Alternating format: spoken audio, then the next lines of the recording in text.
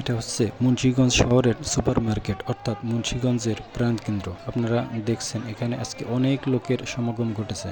তো নির্বাচনী প্রচারণার সেই দিন ছিল আজকে।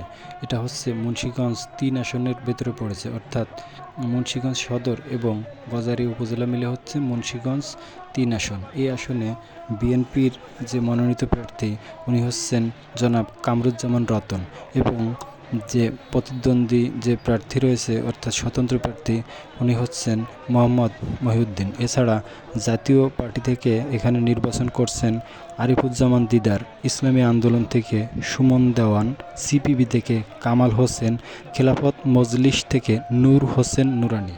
তো মুন্সিগঞ্জের প্রাণকেন্দ্র যে সুপার মার্কেট, সেখানে আজকে দুই দল মিলেই তারা মিছিল সমাবেশ করেছে, অর্থাৎ আগামীকাল থেকে আর এখানে কোনো সমাবেশ করা যাবে না নির্বাচনের। তো সেই দিনে প্রচুর লোকের সমাগম ঘটেছে। আপনারা দেখছেন চারদিকে শুধু মানুষ আর মানুষ, এবং বিল্ডিংয়ের ছাদেও আপনারা মানুষ দেখতে পাচ্ছেন।